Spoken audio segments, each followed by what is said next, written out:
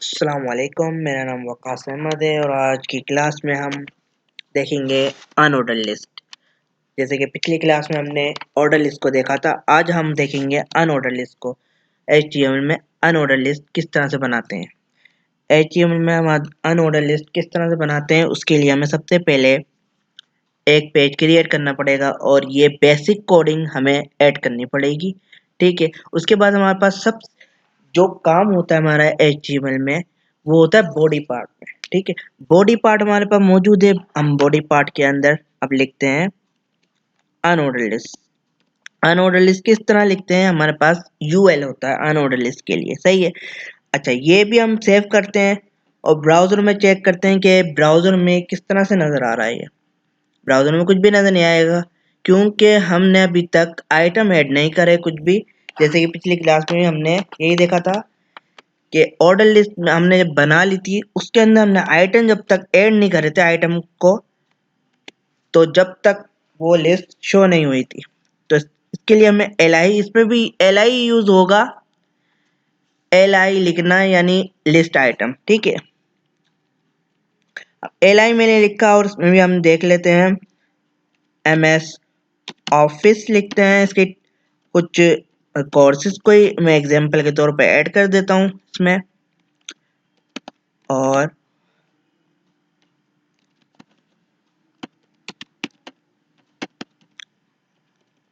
ठीक है, ठीक है। अब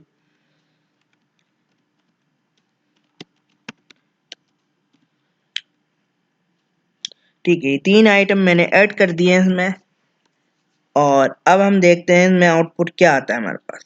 ठीक है, ये आउटपुट हमारे पास आ चुका है, जो कि अनऑर्डर लिस्ट में कभी भी हम नंबरिंग नहीं देखते हैं। अनऑर्डर लिस्ट में हम हमेशा बुलेट्स देखते हैं। जब वो अनऑर्डर लिस्ट जब हमारे पास डिस्प्ले ब्राउजर में होती है, तो उसमें हमें बुलेट्स के साइन नजर आते हैं। ठीक है,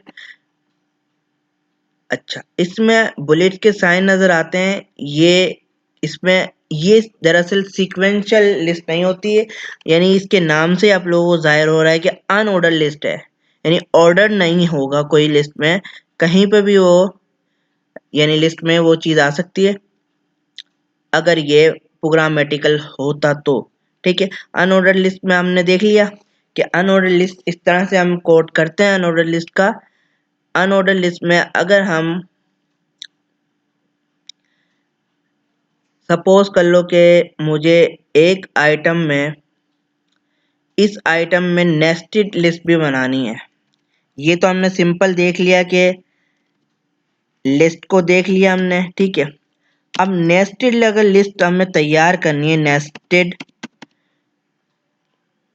तो वो किस तरह से करेंगे। नेस्टेड लिस्ट के लिए हमें क्या करना पड़ेगा कि ये जो आपके पास ये मैंने, अच्छा ये कमेंट है, ये को जब डिस्प्ले यानी नहीं होगा ब्राउजर में। ठीक है, तो अब हम चाह रहे हैं कि इसके अंदर एक नई लिस्ट ऐड करें। तो यहाँ पर आप देख रहे हैं ये जो क्लोजिंग टैग नजर आ रहा है li, इसके दरम्यान हम इंटर करते हैं और यहाँ पर एक और लिस्ट ऐड कर देते हैं अनऑर्डर लिस्ट।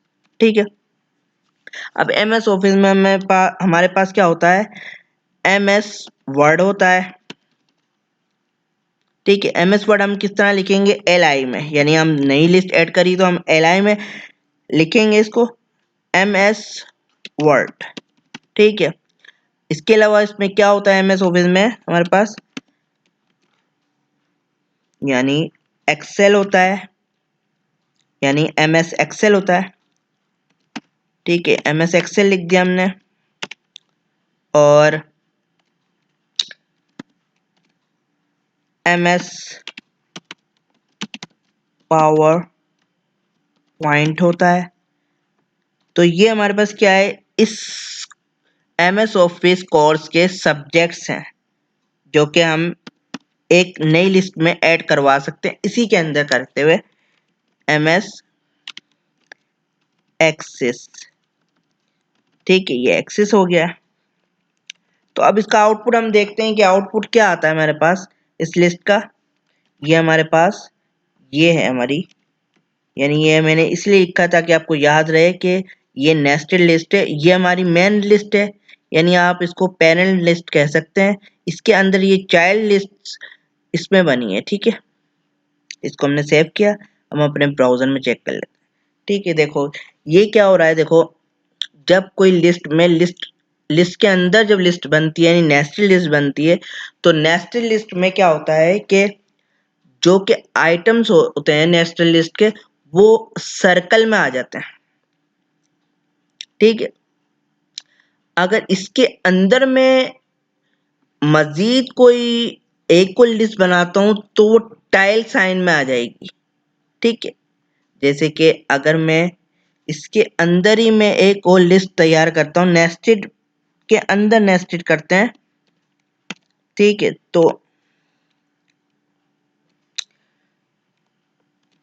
इसमें कुछ ऐसे ही हम ऐड कर देते हैं, पेज साइज,